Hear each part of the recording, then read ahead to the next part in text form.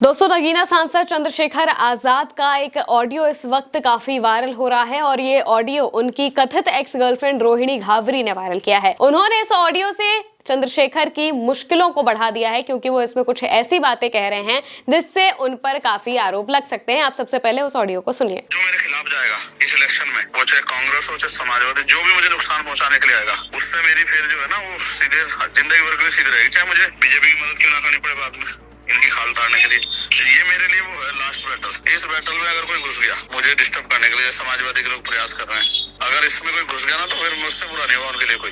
दोस्तों, इस क्लिप में चंद्रशेखर की आवाज सुनाई दे रही है। कथित तौर पर उनका ऐसा कहना है। इस क्लिप के मुताबिक अगर हम उस बात पर जाएं तो उनका ये कहना है कि उन्हें बीजेपी ने ही सांसद बनाया है और उनके आड़े में कोई भी आएगा, चाहे वो समाजवादी पार्टी हो चाहे वो कांग्रेस हो, वो उन सबको देख लेंगे। ऐसी बातें वो कह रहे हैं इस ऑडियो में। अब ये कथित तौर पर उनका ऑडियो है, इसकी अभी पुष्टि नहीं हो पाई है और ना ही हम इसकी पुष्टि करते हैं। लेकिन रोहिणी घावरी ने ये जब पोस्ट किया तो इसके साथ साथ में उन्होंने जो प्रमाण है उसके लिए कुछ बातें भी कही है। रोहिणी घावरी अपने पोस्ट में इस बात को कहती है कि समाजवादी पार्टी की खाल उतारूंगा, कांग्रेस को नेस्तनाबूद करूंगा और बीजेपी का साथ दूंगा। जो शख्स सांसद बनने के लिए अपने महापुरुषों का आंदोलन ही बेच दे, वो समाज का भला क्या करेगा। सुन लो अखिलेश यादव, राहुल गांधी, ये अब यूपी चुनाव में तुम्हें हराने की पूरी ताकत से बीजेपी के साथ खड़ा होगा। 26 नवंबर जैसी सैकड़ों रैलियां कराएंगी बीजेपी, सिर्फ दलित वोट काटने के लिए। समाज जागो, ये खेल बहुत गहरा है। ऐसी बात वो लिखती है और इसके अलावा उनका दावा ये भी है कि कोई इससे अगर गलत साबित कर देगा तो भी वो उस चीज को बताएंगे। लेकिन उनका पूरा ये कहना है कि ये बिल्कुल पुख्ता ऑडियो है, बिल्कुल रियल ऑडियो है। इसमें ये जो आवाजें हैं ये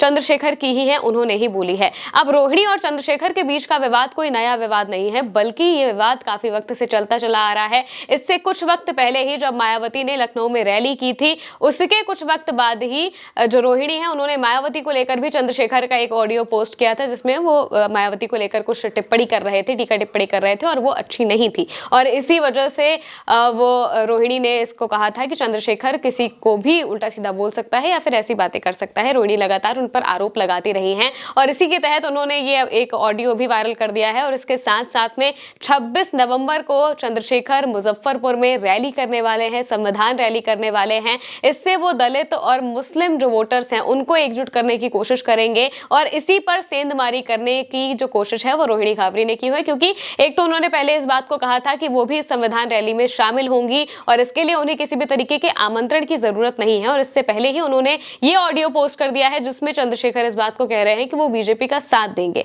ऐसा जो ऑडियो है ये जब सामने आता है तो जाहिर सी बात है कि हड़कंप मच जाता है। और इसके साथ साथ में जो रोहिणी घावरी हैं उन्होंने कुछ और बातें कही हैं 26 तारीख को होने वाली रैली को लेकर। उसमें वो कहती हैं कि हक और अधिकार की लड़ाई में निमंत्रण नहीं भेजे जाते, जिनका जमीर जिंदा होता है वो खुद दौड़े चले आते हैं। अब मैं तो पहुंच रही हूं, जो होगा देखा जाएगा। मुझे सुरक्षा खुद चंद्रशेखर देंगे क्योंकि वो जानते हैं कि मुझे एक खरोच भी आई तो वो जेल जाएंगे। अमित शाह जी अगर 80% चंद्रशेखर के हैं, उसका साथ देते हैं, तो 20% देश के प्रधानमंत्री होने के नाते मेरे भी वो और मेरा साथ देंगे। समझदार को इशारा काफी होता है, समझ जाओ याचना नहीं अब रण होगा, जीवन जया कि मरण होगा। अन्याय सहने वाला ज्यादा दोषी होता है, करने वाला से मैं 21वीं सदी की नारी हूं, सहना नहीं कहना सीखा है। और इस तरह की जो बातें हैं वो रोहिणी करती हुई दिखाई दे रही हैं। रोहिणी लगातार चंद्रशेखर पर एक के बाद एक आरोप लगाती रहती हैं और इसी बीच उन्होंने ये बहुत बड़ा आरोप लगाया है जिसमें उनका कहना यह है कि जो चंद्रशेखर हैं वो बीजेपी के साथ मिले हुए हैं और बीजेपी के इशारों पर काम करते हैं। बीजेपी ही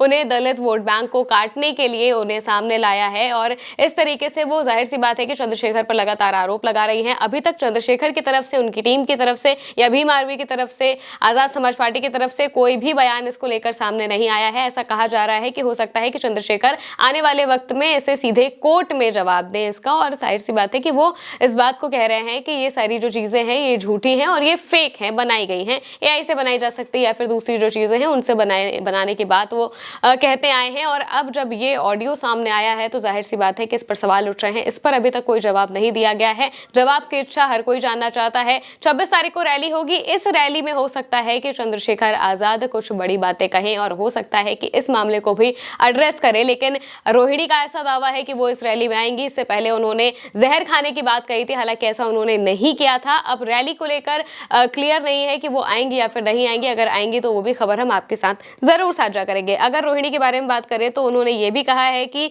बीजेपी ने उन्हें सांसद बनाया, वो उत्तर प्रदेश चुनाव में बीजेपी का साथ देगा। ये मैं नहीं कह रही हूँ, चंद्रशेखर ने ही अपने ऑडियो में कहा है। दोस्तों, चंद्रशेखर इस ऑडियो में जो बातें कह रहे हैं वो आपने भी सुनी और इसमें सीधा सा मतलब यही है इस ऑडियो का, जिसमें चंद्रशेखर को इस तरीके का दिखाने की कोशिश की जा रही है कि चंद्रशेखर बीजेपी के साथ मिले हुए हैं। अब ये ऑडियो सच है या फिर नहीं है, इसकी जो पुष्टि है वो अभी तक नहीं हो पाई है, लेकिन रोहिणी ने चंद्रशेखर के लिए मुश्किलें लगातार बढ़ा दी है। इससे पहले भी जब मायावती को लेकर जब ऑडियो सामने आया था तो उसमें भी चंद्रशेखर को सफाई देनी पड़ गई थी। उन्होंने कहा था कि मैं उनका बहुत सम्मान करता हूं और ये सारी चीजें फेक हैं। इस तरह का जो एड्रेस उन्हें इस मामले को करना पड़ गया था। अब जब ये ऑडियो सामने आया है तो इसको लेकर चंद्रशेखर कब एड्रेस करेंगे, क्या वो कोई बात कहेंगे या फिर नहीं कहेंगे, ये बड़ी बात होगी। फिलहाल के लिए मेरे साथ इस खबर में इतना ही। नमस्कार।